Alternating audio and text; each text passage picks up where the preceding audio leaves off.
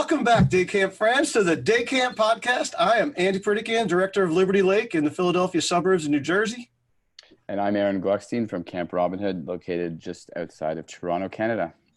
And we're Day Camp professionals, joining forces to provide a forum for Day Camp pros like you to share ideas and best practices across North America and beyond. And for today's special Day Camp Pod Transportation Cracker Barrel podcast, we have got an all-star lineup, ladies and gentlemen. We got Howard Thall from Banner Day Camp outside Chicago, Adam Wallach from the suburbs of New York City up there in Westchester, and a very special guest, Larry Bell from Camp Robin Hood. And before we get started, I just want to say this Go Camp Pro podcast is sponsored in part by the American Camp Association, New York, New Jersey, dedicated to preserving, promoting, and enhancing the quality of the summer camp experience. Professional development includes the one and only Day Camp, Tri-State Camp Conference, as well as many other conferences. And, starting with the Tri-State Camp Conference, Larry, that's where I first met you. It was at a session with you and Howie and Saul, and you guys were bestowing the wisdom of Robin Hood Day Camp upon the New York tri-state area. And I have to tell you, we were pretty blown away, mostly because of the fun on the bus stuff, because we really hadn't experienced any of that stuff.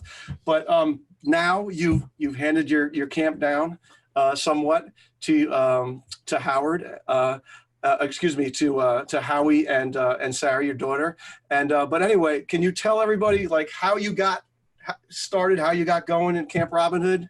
Well, I want to tell you that this is year number 60 that I'll be at Camp Robin Hood. And so I was just very lucky to be in the right place at the right time, be a swim director, and the following year to be the director of the program. And finally, within 10 years, I owned the program. And so it's been a nice transition all the way through to being able to turn the camp over to the kids. They're no longer kids, but they're running it very well. And I'm a seasonal part-time volunteer, which is very nice that they let me come back to camp on a regular basis. Volunteer, huh? I like that. And Larry was saying that he actually doesn't retire down to Florida during the winter. He stays up there to go skiing. So I like that. That's pretty awesome. So so when you started with the whole getting into the buses, can you give us a little history of day camp transportation from your perspective? Sure. Well, I can tell you it was at a time when we didn't have copy machines and we didn't have computers. And so everything had to be done by hand, and we had to make sure that we could handle all of it. And we had, in the beginning, about 300 kids that came to camp. So we did everything on maps by hand. They had the city maps they would call Pearly up here, and we would take those maps and we would be able to send our information to parents through our counselors who took them to each house. And as they took them to a house, they marked the Pearly map as to where they were on the streets. And at that time that we got to be able to know where the houses were, we then had to find a way to be able to put the transportation together.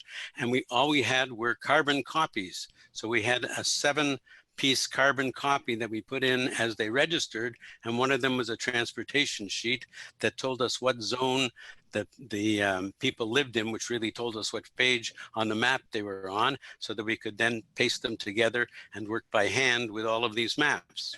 So right now there's hundreds of people listening to this that are Googling carbon copy, just so you know. Not in the vernacular. That's not a Canadian term. They actually use carbon copies in America too at one time. That's right. And eventually we did get copy machines, and we did move on, and we were able to do it a little bit better. And eventually we wrote some programs that helped us put the children onto the bus. So you guys wrote programs? So you didn't start using the the Microsoft version of Streets and whatever it was called back then? You guys actually made a program? We actually made a program. Aaron can tell us a little bit more about it, but I think it was access-based, and we were able to deal with our database and drop kids onto the Microsoft maps, and MapPoint was the one that we used, and we were able to then set up our routes and make it a lot easier on ourselves. So were you guys busing people in the 60s? Absolutely. And I want to tell you that it took me 20 man days of typists to be able to get one set of lists out with 2 carbon copies Holy so that crap. we could give the bus counselor a copy, that we would have a copy in the office and could follow the buses, and the transportation company had a copy. So I got a question. So in the 60s, when you were doing bus transportation, did you guys have like 40s week, 30s week? Like we have 60s and 70s weeks. No, I'm not sure that we did, but we had some fun with it. And I'll tell you what, it was myself who did it, because at that time I didn't have staff in the office. I only had a secretary who answered the phone. So all of the transportation and all the directing and hiring of staff was done by myself. Well, you weren't a full-time camp professional, were you? Because nobody was back then. No, I was teaching at that Right. time. And so this I was did your part-time gig, That's right? right. This is my evening work, and we managed to get it all done and all through the summer. And the guys that I taught with were really very nice, that they would give me a section of the year off so that I could spend it focusing on camp instead of working with the football team or the other teams in the school. All right, let's pause for a second, because we could talk history for forever. I want to move on to Howard, who's joining us from Banner Day Camp, who I got to experience their transportation about 20 years ago. I spent the day out there and watched as 100 buses came rolling in, all different size, because they got some interesting size configurations of buses out there in Chicago. And it seemed like, 99.9% of the staff was on the bus too, which added a whole lot to it also. So Howard, tell us about yourself, how you ended up there and doing all you do. Well, I guess like Larry, it was, good luck that wound me up at Banner, but I was a rec supervisor for a few years at local park districts, always in programs, running programs, things like that. But I didn't like the restrictions of working with the municipalities. And, lo and behold, our sort of paths just matched up around 30 years ago. I met Alan Schwartz, who started Banner Day Camp, and we hit it off right away. And within a week, I was working full-time at Banner. That was when I was about 27. And I came in, the first thing I started with was training bus drivers to learn to drive buses. So the first thing I did when I started camp was get Welcome my to Day CDL. Camp. Yep, I got my CDL. I learned how to deal with it, and then coordinated, the training of 60 drivers or so. And since then, it's been, onward and upward with Banner, just working year round and going through running the office and whatever and doing and everything at camp. And then a few years back, Alan and Helen, who own the camp, and the Schwartz family, they retired. And Stacy, Alan's daughter, and I took on the running of the camp. And it's been a fantastic and wonderful opportunity. It's awesome. So when I visited you guys 20 years ago, am I crazy, or were you head of the swim also, right? Right. Yeah, I ran the swim program for probably it's a monstrous swim program, like similar to Adams over there at Mohawk. Yeah. And the transportation is really exciting. For us, it really hasn't changed a whole lot since I've been here, other than the requirements and the hoops that you have to jump through to get drivers trained in Illinois. Right. I gotcha. Yeah. You don't teach drivers how to drive buses anymore, do you? We do. You do. We hire and train all of our own drivers. We had probably out of maybe 5 or 6 company drivers that we had throughout the summer of 50 drivers, 55 drivers.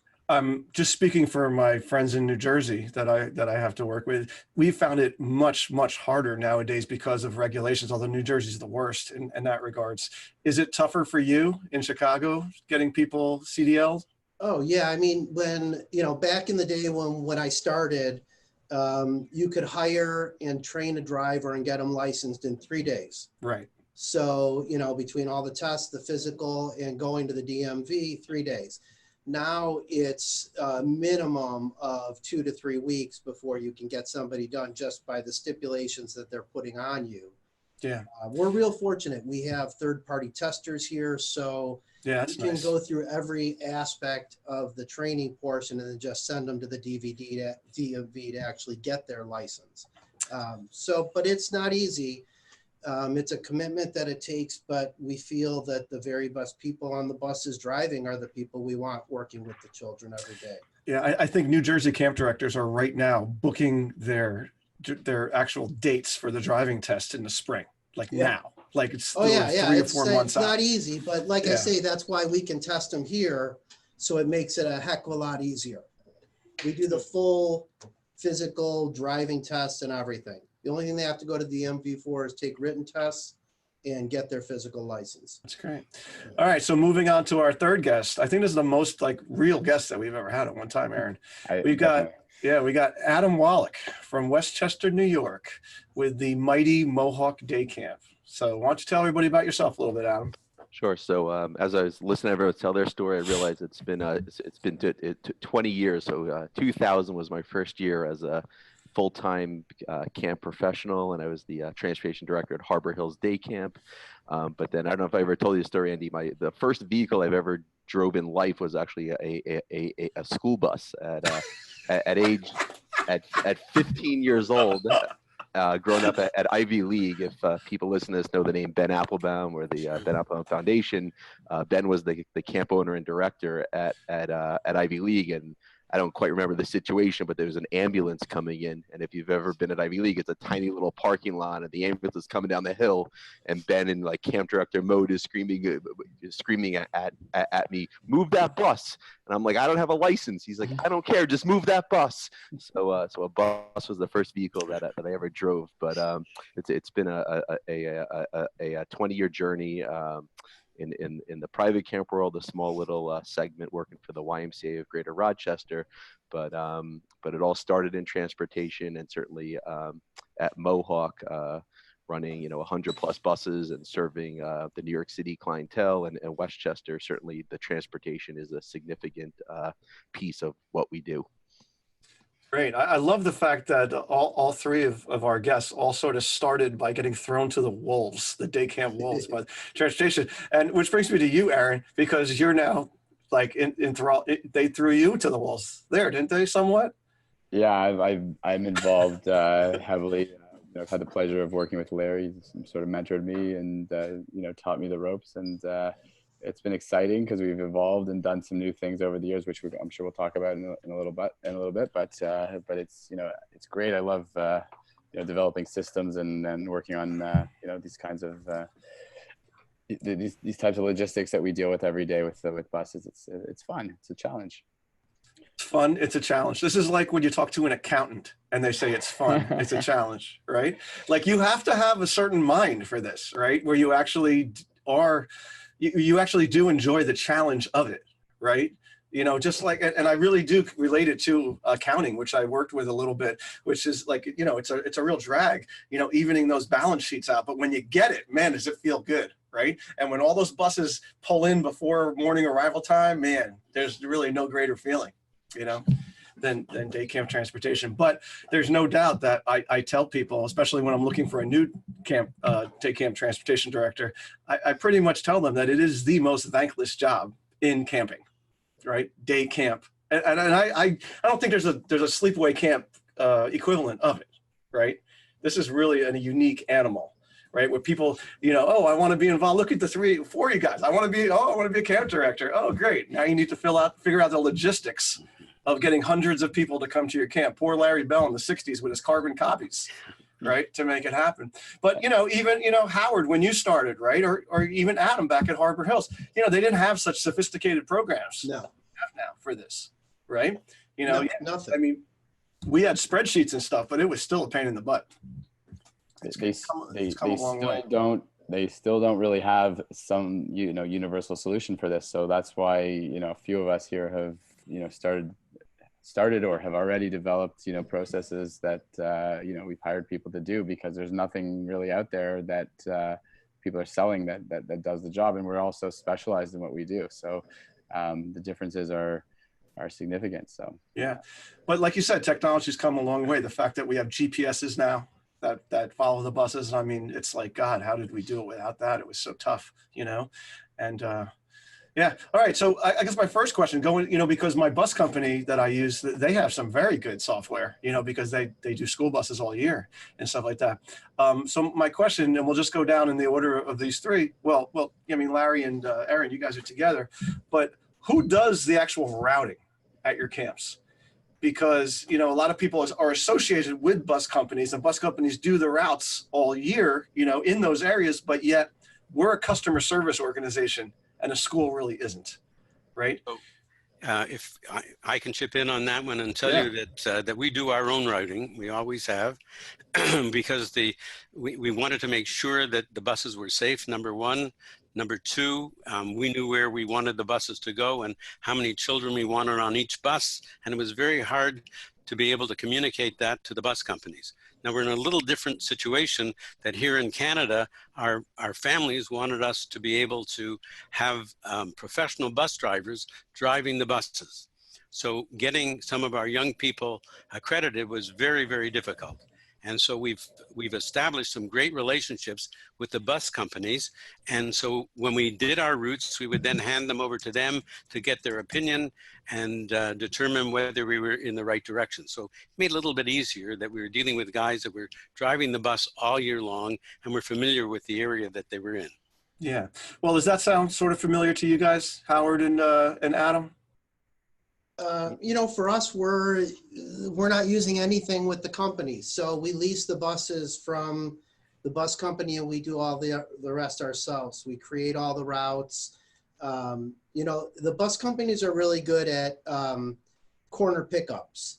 But when it comes to servicing door-to-door pickups or having to wait for a camper because they're late or anything else, I think that's where you get into problems a lot of times with the bus companies. So all of our routing is done by ourselves, and we're probably 95% door-to-door bus service, and only really our city of Chicago kids are meeting at general stops. Now, has that evolved, Howard? Because I sort of remember a lot of central stops when I visited you guys 20 years ago. It's always been mostly door-to-door. There's a few outlying spots that are central stops, but otherwise everything's door-to-door. Right. And I think one thing I remember from you guys is that, yes, you're door to door, but you have your staff meet at central areas, right? So the way we do it is we park all the buses as close as we can to where the routes actually start, churches, schools, whatever.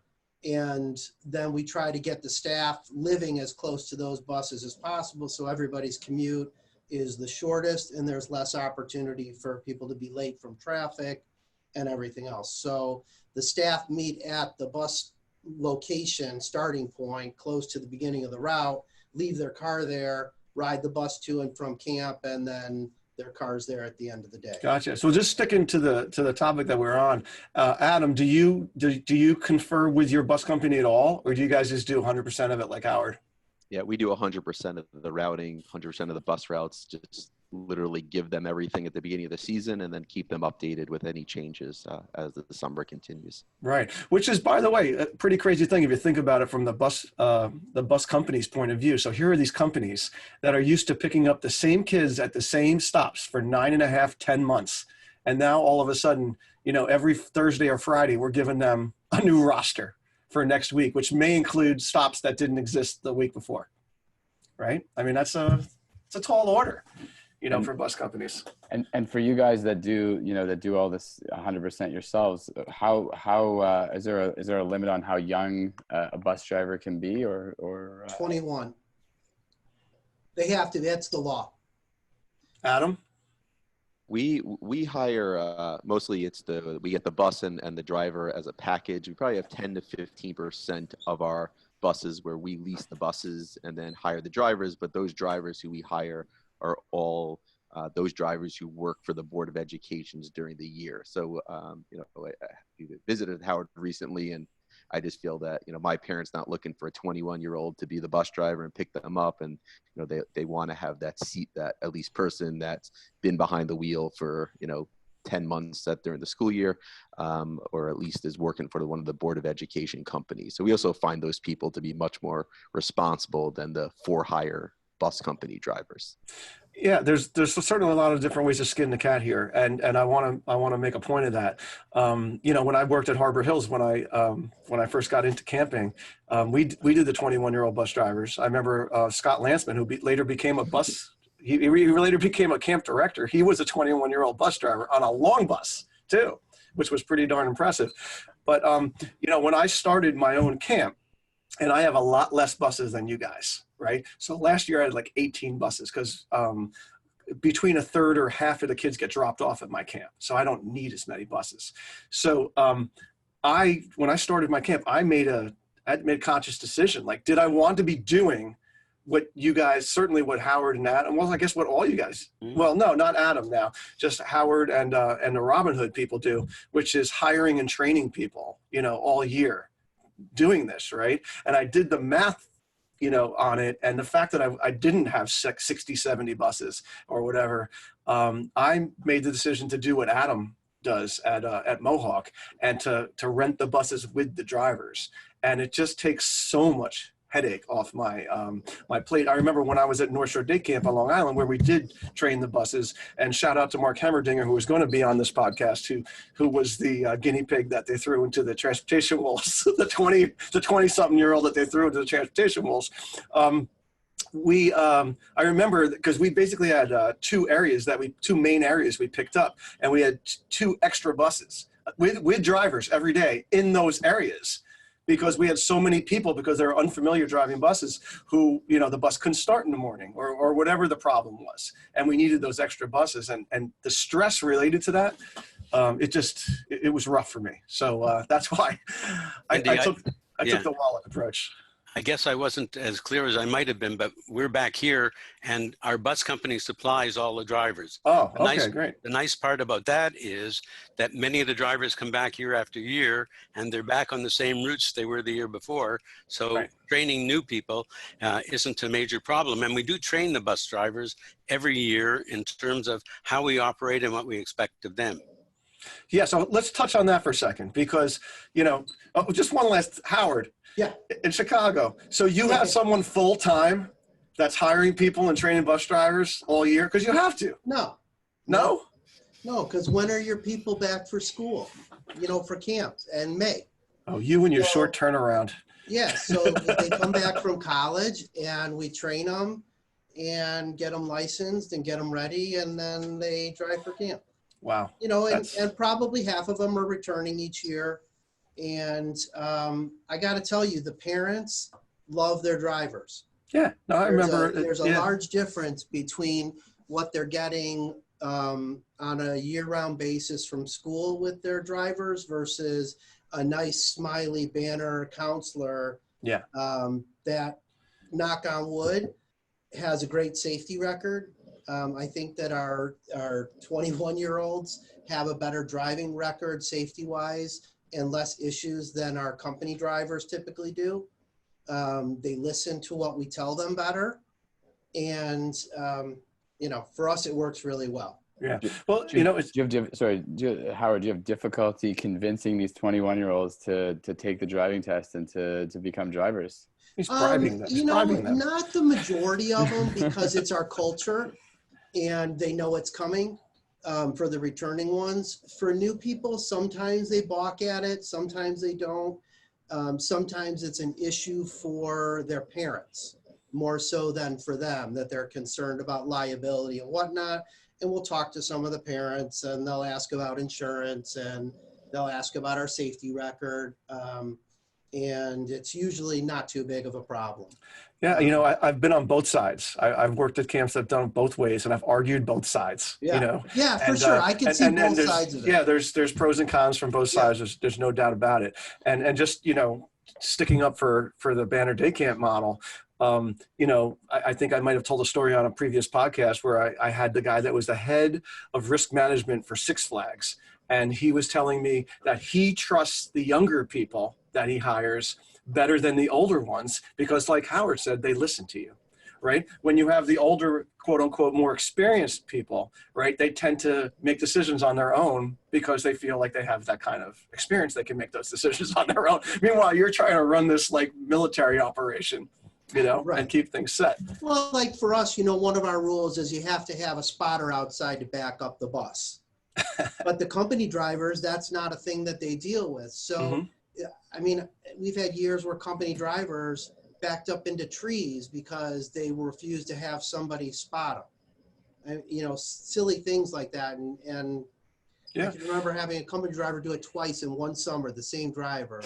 And it's like, well, why didn't you have somebody spot him? Well, I never have anybody spot me when I drive at the yard. Well, well, look, you guys have a playbook now. I mean, how long since Alan Schwartz, has been at Banner Day Camp, right? I mean, it's been a long time. You guys have been doing it like this, right? So those little things like spotters, like I bet you most people listening to this podcast have no idea what the heck you're talking about. Never heard that before.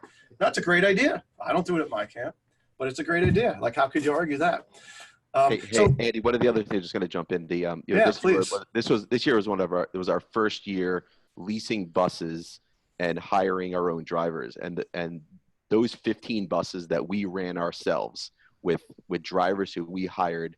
The biggest difference between those buses and hiring the company drivers, and maybe you've had this experience too, is the consistency of those drivers every day. On the company side, at least what we experience is the bus companies claim that it's very difficult to find drivers who want to work all 8 weeks, whether people are absent. So all of a sudden everything is going great through week 4, and then now all of a sudden there's a new driver on Monday of week 5, and that bus is running 15 minutes late, and then all of a sudden we have a 3-day hiccup. Versus our internal drivers who we hired, those routes ran perfectly because these are people who we hired who work for us, who made a commitment to us for 8 weeks. And we also incentivized them instead of doing a perfect attendance bonus weeks 1 through 8, we incentivized them $100 a week. Whoa! You were there Monday through Friday, because giving them that extra $800 was still cheaper to go out, hire them at an hourly rate, lease the bus, than paying the bus companies for what they want. So the consistency of the internal driver, to Howard's point, and him and I have discussed this, just makes a big difference. Well, that is definitely one of the trends, like in the last 10 years, that we've seen, just like with our regular staff, right? It used to be no problem to get people to work 8 weeks, right? And it used to be when I the first 10 years I was at Liberty Lake, their bus drivers during the year used to fight over getting these camp routes. And now they are begging and pleading for people to take these camp routes, that people would much rather go on unemployment, and make, whatever, even if it's half the amount of money and not work. It's just a different work ethic out there. And you see the bus companies, I mean, there's ads everywhere around here for bus drivers. Yeah. Like, they can't find them. They're paying them $20 an hour and they can't get them. Right. Same here. Yeah. Okay. So going to the whole, like, there's various ways to do this kind of thing, right? Whether you hire your own people and all that. The whole, like, door-to-door thing, right? The door-to-door pickup thing. Is that the model? Is that the general model? Like, if I sign up for you guys 3 camps, right? Is that what I'm getting, unless I say otherwise? Yes, door-to-door. Right. Yeah, unless we can't pick you up at your house. Right. So for Robinhood, it's actually different. So what is it at Robinhood? So we've evolved our model over the years, and there's a price break if you're not taking door-to-door transportation, because logistically it's easier for us to some extent, not significantly, but so they choose between door-to-door or pickup points. And we never had pickup points up until about maybe 10 years ago or so. Larry, you could probably. No, that's true. Yeah. It's been about 10 years that we put that in, and the point-to-point has been very good for us throughout the entire area of our camp. Point-to-point. You got to take my language. I use express bus transportation. Come on. But so neighborhood pickup. Yeah, well, neighborhood pickup is what I call my door-to-door. But so I started my camp in an area where nobody has ever done camp before. So there was no precedent. There was no other camps doing door-to-door. So, I remember talking to my partner at the time, and we said, who is it? It was probably that Ben Applebaum guy that, like, one day said, hey, let's pick up everybody at their house. Like, and then everybody had to keep up with the Joneses, and start picking them up at their house. So we started picking people up. We said that at school, they meet at the corner all year. why can't they meet at the corner of camp? You know, so after the first year, we switched to that, and it's been like that all the time. So the model it is, so similar to Robin Hood with the price breaks, what I say is that at Liberty Lake, your tuition includes neighborhood pickup, right? The central pickup, right? Or extended hours. If you want door-to-door, if we can provide it, and I'd never say that it's guaranteed, like if it's within the route and we can do it, we'll do it, but we have a surcharge for door-to-door. And that has discouraged people enough. And, you know, it's all amount of finding, just like Adam, you know, bribing the drivers $100 a week to have perfect attendance. Like there's a number in there, like what you need to bribe people in order to get their kids in the car and drive, you know, down to the shopping center or whatever. Like everybody's got a number of what that can be. And that's the reason why I can transport, you know, hundreds and hundreds of kids in only 18 buses, is because I'm filling up all those buses at those central stops, you know, and, you know, they're only making 2 or 3 stops along the way. So, you know, again, I have the luxury of not competing against people doing door-to-door. So it works for me. So anyway, I always endorse out there for people who are doing door-to-door to try to come up with ways to do that point-to-point, that central pickup thing, because it saves big time money on you, and you can just pass on those savings to those parents. And as you know, the people become more and more money conscious with camp, you know, it's a way that they can save money. So when I started the camp up in Massachusetts at Everwood, we, you know, are giving discounts for meeting the bus at those places, you know, in that way. And point to point's also probably if you're just starting out as a, you know, offering transportation for the first time, you know, it's probably a great way to get your feet wet before you start saying, I'm going to pick up kids at every single house. Yeah. And, you know, and Adam's picking up kids at Mohawk. It's some very, very nice neighborhoods, and they have long driveways and all that kind of thing. Right. I think Adam told me a story about somebody like going down their like castle driveway to go get these kids. Yeah, you know, one of the funny things about our door-to-door pickup is, you know, door-to-door transportation on a Scarsdale route, which is maybe 15 minutes away from camp. The kids could be on the bus the same amount of time as someone coming out of Manhattan, just because our Manhattan buses are all, you know, are a central pickup. You know, everyone meets on the corner of 3rd and 75th.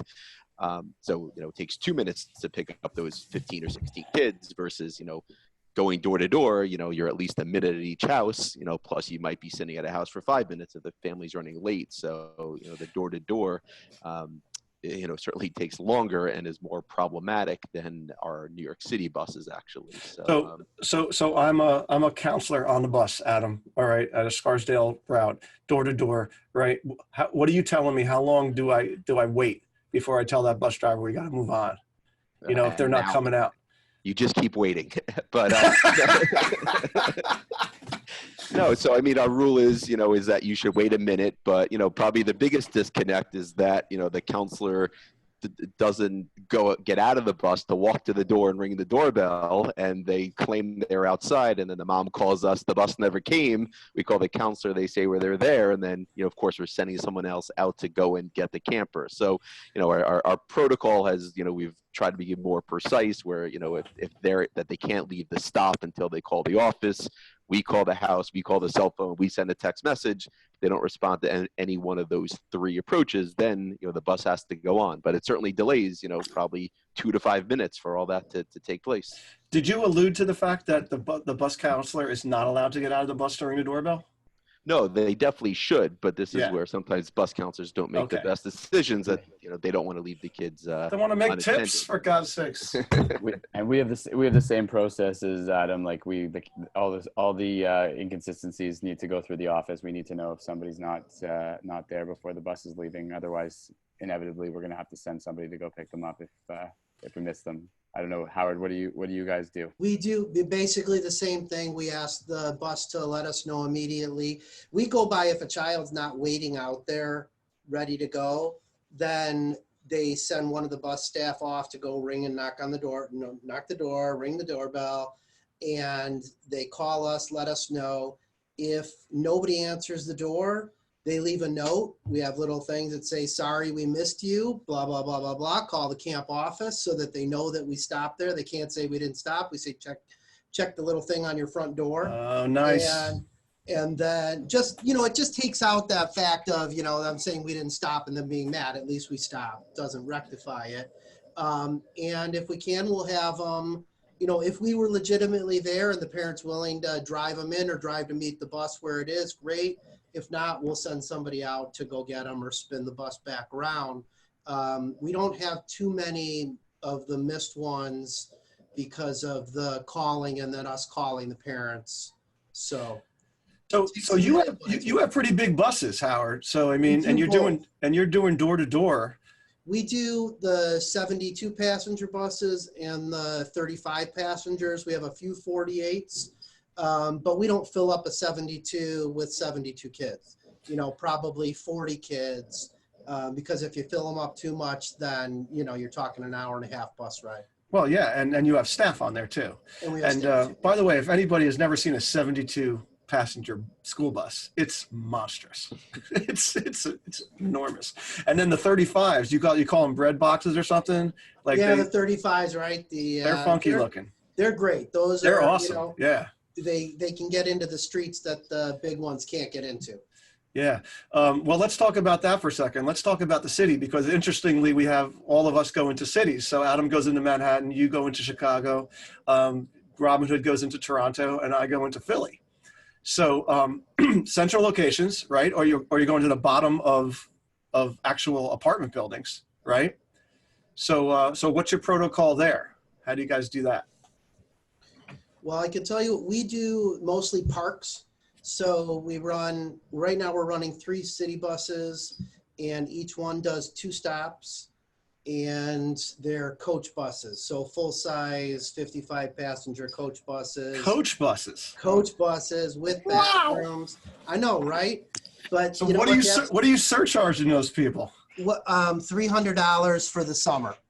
Man. $150 per 4 weeks. You're probably still taking a loss on that. We are taking somewhat of a loss, although not really a loss. I wouldn't say that. It just costs us a little more than a suburban bus.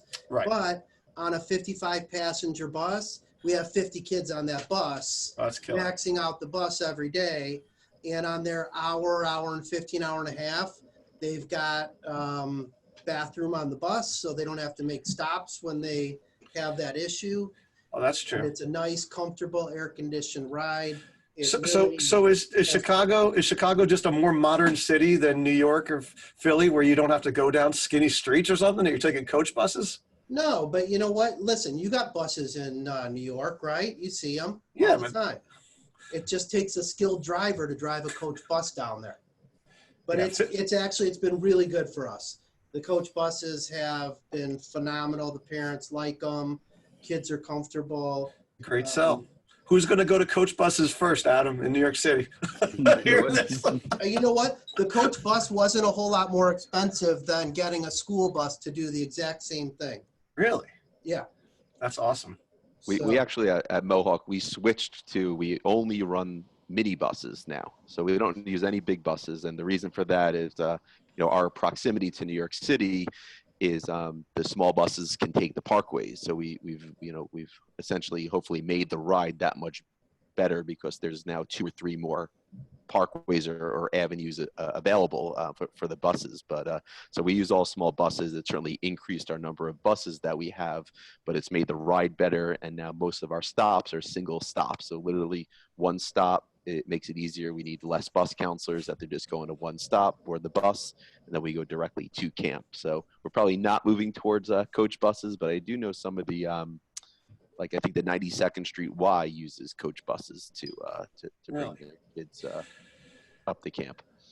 So in the central pickup, the point to point, right? Do you guys take initiative and call these places and ask permission first to use them? Or do you just cross your fingers like I do and wait for them to call you and then say, oh yeah, we'll get you an insurance rider? How do you guys handle that? We use most of in our case, we use most of the schools. And so we let them know that we're coming, but they've got a driveway in many of them that we can come around. So for those central pickups, the schools have been a great location for us. Yeah, schools are good. I have found with shopping centers, there's a lot of strip malls in New Jersey. I've found with shopping centers that if you ask, they're going to say no. But if you do it, they generally don't care. Just my experience. So we've talked about pickups. Let's talk about drop-offs, and let's start with the city, right? I remember talking to Mike Kulchin about his drop-offs in the city and his way of IDing people. Right, that's my biggest fear. Right, is that you're dropping off on a street corner somewhere, or even a park, and it's just this mass of people, and making sure that these kids meet up with their person. Right. So, would someone like to volunteer your protocol for that? Sure. This is Adam. I could jump in. So we have two pieces in place for this. The first is we have an app. And on that app is a pickup pass. So our bus counselors are instructed to ask for the pickup pass of the parent or guardian if they don't already know the person. So when they show that pickup pass, it shows that person's picture, shows their name, and it also shows the name of the campers that they're have access to pick up. The other piece that we've been very specific about, and we did have an unfortunate situation where a camper did not get connected to their parent a couple of years ago. So now we're very specific that each parent, in addition to showing their pickup pass, they need to sign out their camper. So we only let one camper off at a time, and before the next camper can come off the bus, that parent needs to initial on that day's attendance slip. So it does slow the process down a little bit, but that was our goal, to slow the process down, because we know as soon as that bus pulls up, the kids, it's just like getting, when you land on an airplane, everyone throws off their seatbelt and everyone can't wait to get off the bus. So we were very intentional the last couple of years about slowing down the process and ensuring that, as you said, everybody gets connected to their proper guardian. Right. Adam, is the sign-off process a part of the app also, or is that just on paper? That's just on paper right now. Very cool. Gotcha. Ours is pretty much the same as Adam's. We do the same thing, one kid off the bus at a time, with the staff member first and connecting them up. We have the same, authorized to pick up. We don't do a sign out though. So it's connecting each child with the parent ID until they know the parent, until the staff knows the parent or the nanny or whoever it is that's picking up. So Part of our lists, when they come out to the counselor, have the number of the pass on it, but we send the pass to the parents. So they ask to see the pass and to see that that's okay to be able to let the child. If a child wants to walk home on their own, we have to have the parent's permission, and we put that on the list that the drivers and the bus counselors get. Gotcha. That's all interesting.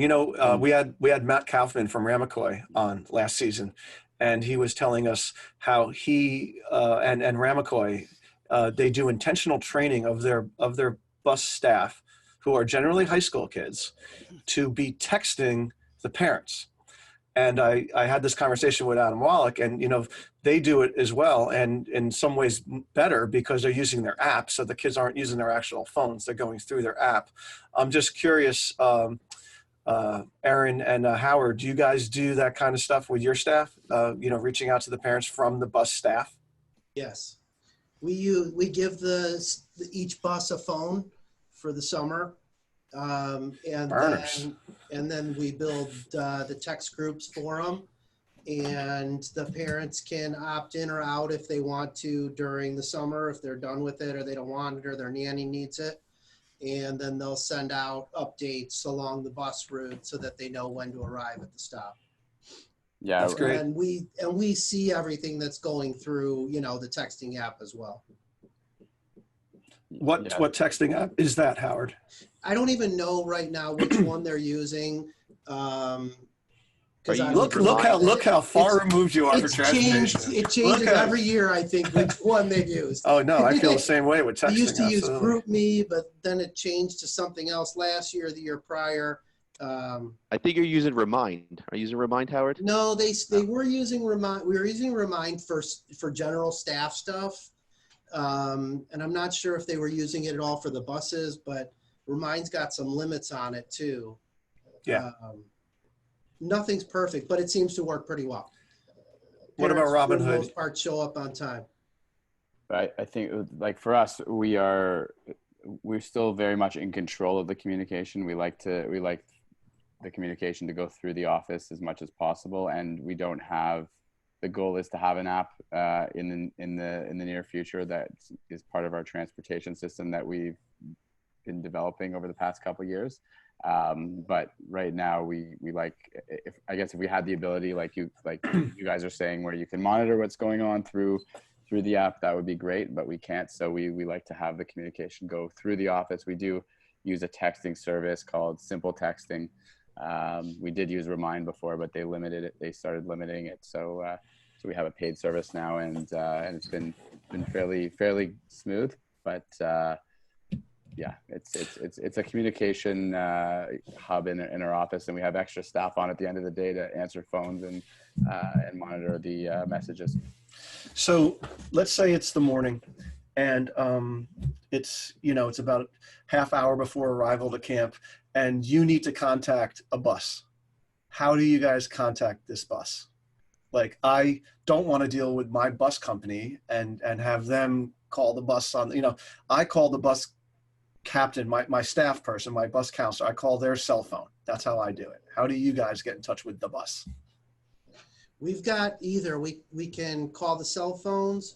We have bus radios. So we have a master bus radio in-house that then hits the majority of the bus radios, unless they're just plain too far from camp, or they're like down by the lake and then they have some issues there. But 95% we're able to radio the buses. But can you radio just that bus, or do you have to radio all the buses? It goes out to all the buses.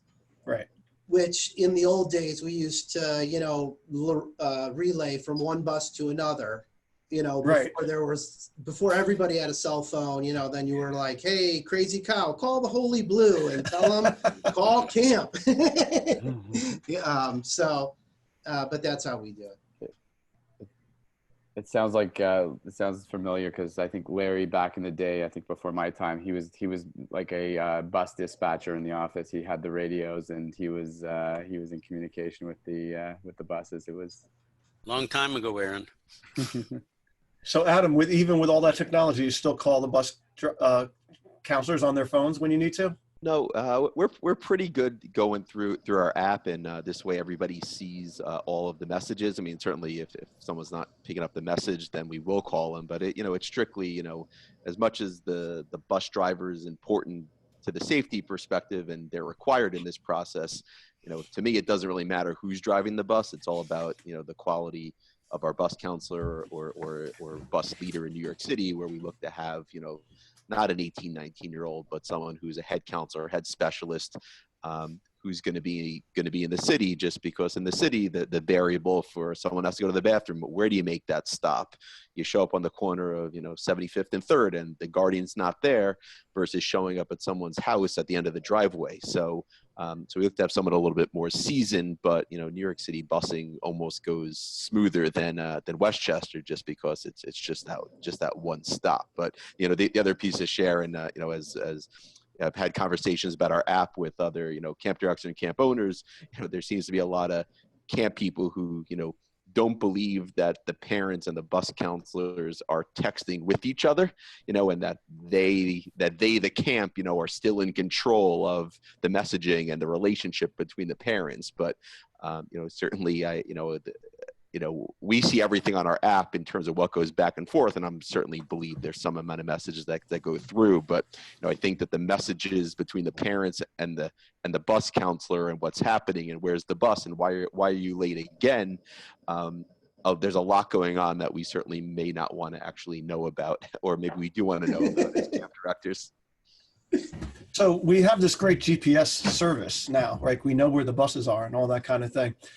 I'm just curious, Adam, Adam's got this, Mohawk has this proprietary app, which is the most unbelievable thing. We could do a whole podcast on this app, but they don't have access to a map, right? Like they don't, they're getting messages from the bus captain saying we're 10 minutes late, right? They're not seeing where the bus is, can they?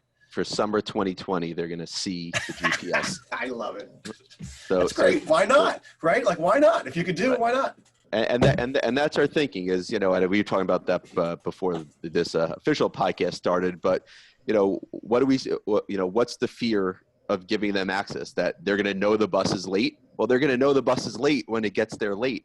So I just think it's going to cut down the amount of calls to our office asking where the bus is. I think the parents going to be happier not to wait in the rain when they could see that there's traffic, you know, in New York City. So this year, for the first time, parents will be able to track the bus at all times.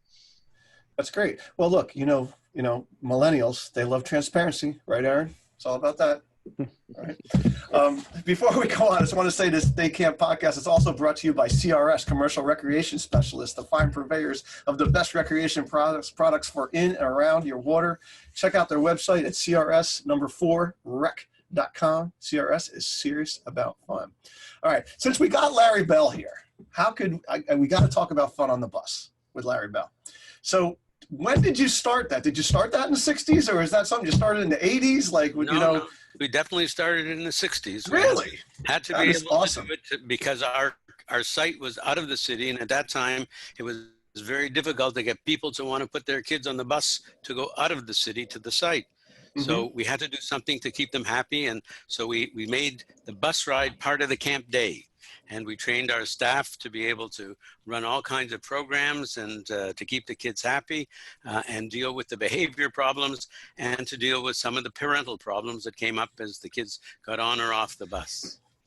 I'd like to bestow to you maybe you were the Adam and Eve of bus programming, right? Like, was there any other camps? But I don't know. I'm only 52. Like were there any other camps doing anything like this? We were very fortunate. We had 3 or 4 camps in the city that were competing for the same kind of population, and so they were offering programs. We always thought we had a better bus program than any of them, but that remains to be seen. Yeah. Well, I remember when, that big tri-state session, I think it was actually a double session, and they did it a couple of years in a row, and it was like standing room only, right, Howard? You remember that? Yeah. Like, you guys actually had like a full-time person on your staff who did bus programming, right? And made sure that the staff on the bus were prepared and had the things they need and all that. Like, it's what I say all the time on this podcast. Like, if you want to do something at your camp and you really want to do it well, you got to commit to it. For sure. We trained the bus staff as we did the bus drivers. And so consequently, everybody was on the same page. And so drivers who during the year never heard any programs on their buses and might have had some difficulty driving if the kids were yelling in the background, Sure. We taught them how to be able to deal with the kids and to enjoy the trip to camp and become part of the camp staff. So even though they weren't our staff members, they felt like they were part of camp. Oh, that's great. Yeah, no, what I have found with these professional bus drivers is that they really get into it. Like, they help decorate their bus and all that kind of thing, just as much as our staff does. So Erin, so here I am, a millennial signing up for your camp, right? And I'm scared about the bus, and all that kind of thing. How do you guys explain the bus program and the fun on the bus thing? How do you explain it to these families? Yeah, I think that it is hard to convince people that we are doing programming until they actually see it in many cases, because they just I don't think, for whatever reason, they just don't believe that, my kid's just going to fall asleep the second they get on the bus. They're not going to want to do anything. But I get parents that think their kids are going to learn about the sexual reproduction on the bus. Forget falling asleep. Like, that's the big fear of my parents. Like, the bus. Oh my God, the bus. I mean, think about it. Like my neighbor who lived across the street, who had 4 kids, and the bus stopped literally in front of her house, drove her kids to school for 8 years because she was so worried about what they might hear. And that's at a school where, like, all the elementary kids take one bus and all the middle school kids take another bus. Like, we have 3-year-olds and 15-year-olds on the same bus.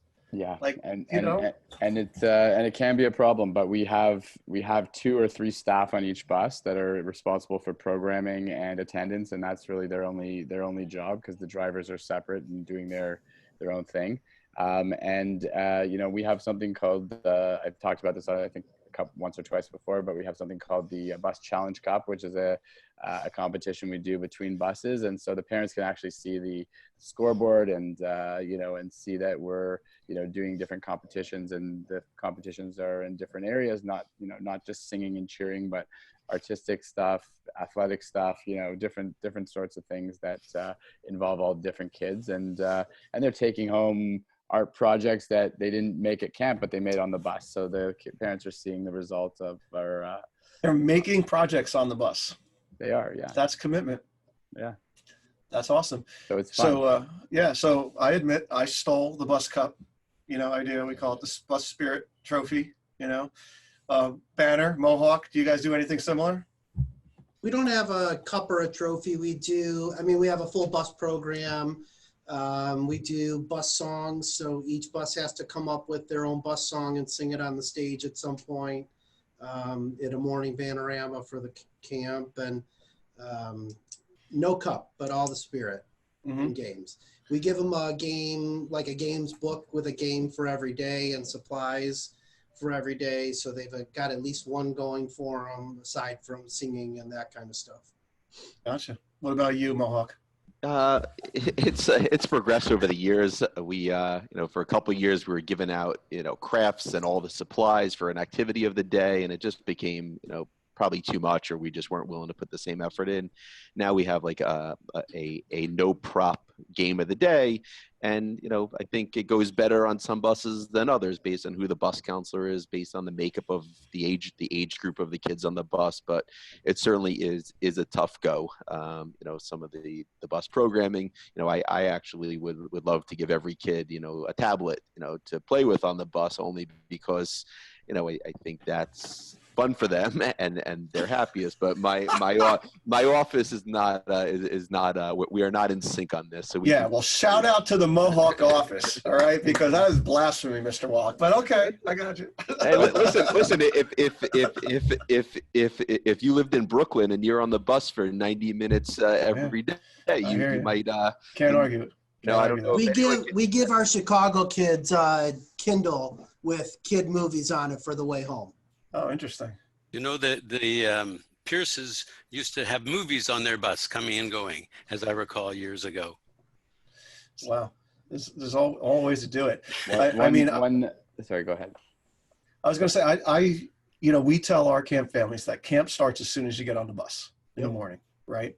And, we took the Robin Hood model and we ran with it. So we have a separate calendar of activities for the bus that correlates with our camp calendar also. We have, like Adam said, we have cut down on like the materials thing because we found that we were wasting stuff.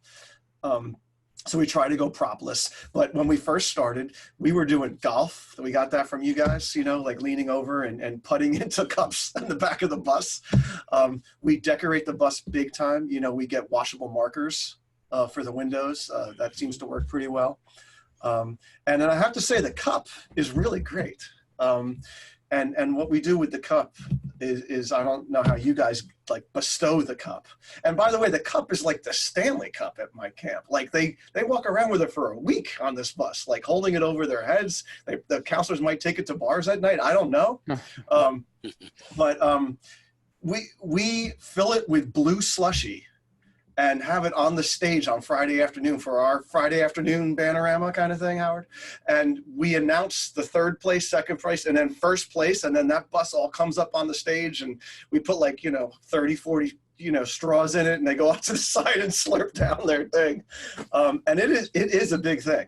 I have to say it's the most prolific cup that we have. That's awesome. And one thing that we've actually sort of changed, we've taken the level of excitement down slightly, only for the reason that some of the parents were actually putting so much pressure on themselves that they were complaining that,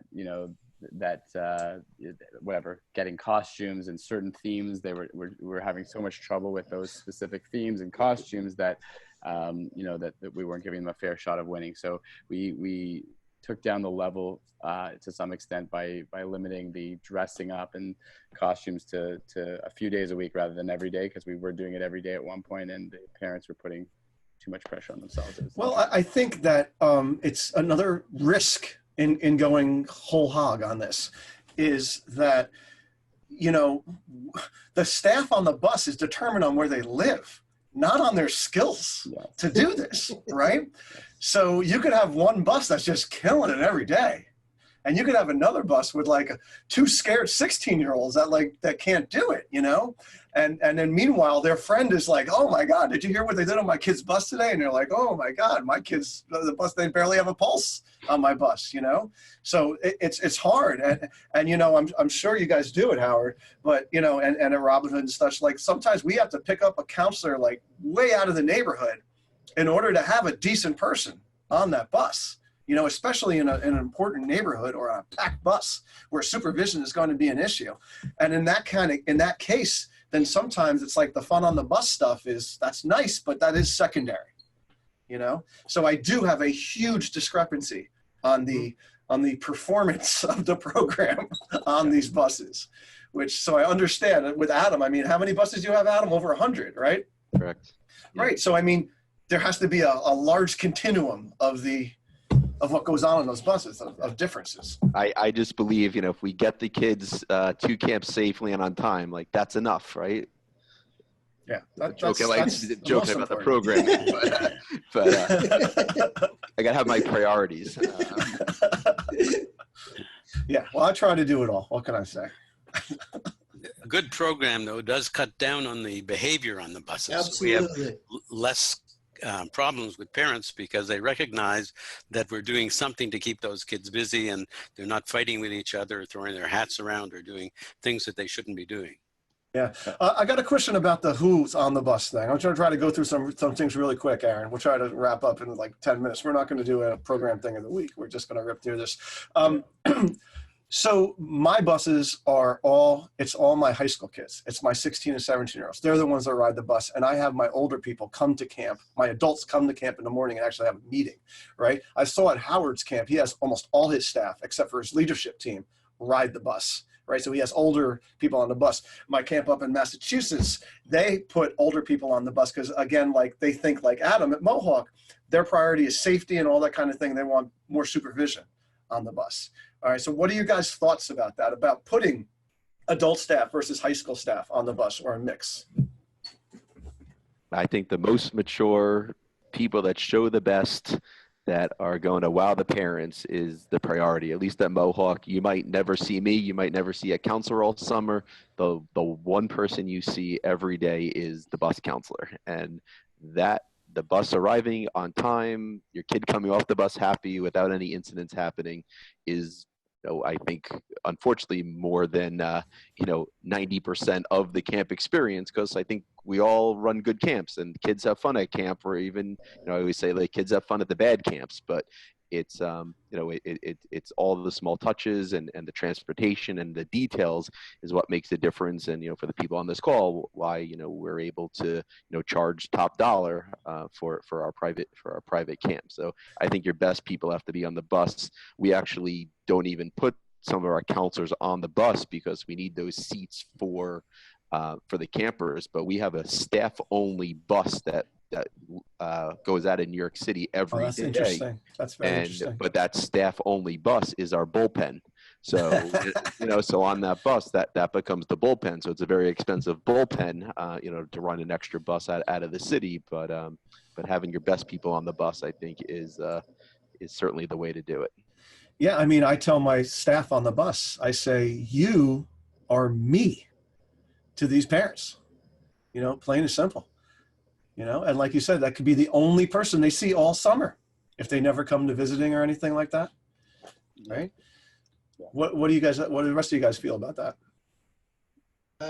Same thing. I think you got to have quality people on the buses. I think you have to have people, at least for our buses, we've got usually 3 on a bus aside from the driver because, you're dealing with larger buses and taking care of the kids, making sure they're happy and safe is first and foremost, Yeah, and it's an unbelievable job, Howard. I mean, think about this. They're supervising children ages 3 through middle school. Yeah. who the hell has to do that anywhere in life? Right, after a Right? long day of camp, right? And, but like Larry said, you know, the bus program and keeping them doing things and games and playing keeps the problems down. Yeah. What does Robin Hood do? Who rides your buses at Robin Hood? All of the staff that can't drive to camp, the head staff are at camp for a meeting every morning, but all of the rest of the staff who need a ride to camp let us know that that's the case. We then determine where the bus routes are going to be, where the staff closest to those routes are, put them on and have them do the job. And Ehren monitors how well they're doing the job as bus counselors to make sure that the program is a good one and the parents are satisfied. Yeah. Well, you know, we're going to do a day camp pod at one point about meetings because, you know, there's a lot of logistics involved in running a day camp. And because of that, there's a lot of day camps that they really don't have too many meetings with their staff because of that, except for their top staff. And this prioritizing having the people on the bus is a huge reason why. There's no doubt about it. You know, I think we're going to have to reconvene this this group and do a part 2 because Lord knows there's so much more we can talk about. And you guys have so many great ideas and great thoughts and just experiences. And I'm sure that people out there in day camp pod world who are listening must really be jotting some serious notes down for a lot of things that a lot of us take for granted because we're running these big programs that have been doing transportation for 60 years. 60 years. 60 years. Lord help us. But they've probably been doing it for 60 years at Mohawk too, right, Adam? Yeah, I mean, this will be their 91st summer coming up at Mohawk. So I don't Yeah. know when transportation started, but With the Model T. All right. Well, before we wrap things up, I just want to, I also want to give a shout out to our third sponsor, AM Skyer, one of the leading insurance brokers for the finest camps in America for almost 100 years. AM Skyer has been a strategic partner with summer camps, ready to support any needs arising in PR, legal, health, facility, and more. Experience the AM Skyer difference. So thank you, everybody, for being on. We'll make a date in a month or so and do a part 2 because Ehren and I made an outline and we got about halfway through it. But there's so much that we can talk about. And thank you guys for being so forthcoming. Thank you, Larry Bell, the Yoda of day camp transportation, Howard Thall from Banner, Adam Wallach from the mighty Mohawk, and of course, Ehren from Robin Hood as well. If you don't want to miss an episode of Day Camp Pod, you should subscribe on iTunes. And by the way, Ehren, I went to iTunes. I was showing my mom how to download them this past week. And you know, we have seven people who have given us ratings. I mean, come on. I mean, 10,000 downloads, and we have 7 people give us a rating. We need to do better. Well, I mean, we should at least force our guests to give ratings, maybe. What do you think? If you want to be a guest, you have to give us a 5-star rating? I don't know. Before you even get on. People only rate when they're unhappy, you know? I So know. maybe that's a good sign. No, you know what? The people who have given us ratings, they're giving us some really nice feedback. It's really nice to see it. It's all 5s. There's 7 5s. Well, anyway, that's that. If you want to check out our show notes from this episode and others, go to daycamppodcast.com and feel free to send us some feedback and new ideas for future pods to our email address, daycampquestions@gocamp.pro. So I know a lot of people probably been listening to this episode and they're thinking, oh man, this is just for these big, expensive day camps. So the next episode that we do in 2 weeks is going to be non-traditional day camps, where we're going to have all kinds of camps from all over the country that run out of museums and parks and zoos and all that kind of funky stuff. And let me tell you, even people at the big private camps will learn something from these people because what they have to deal with on their day-to-day is pretty darn impressive as well. So thanks everybody for listening. We'll see you in a couple of weeks. This has been the Day Camp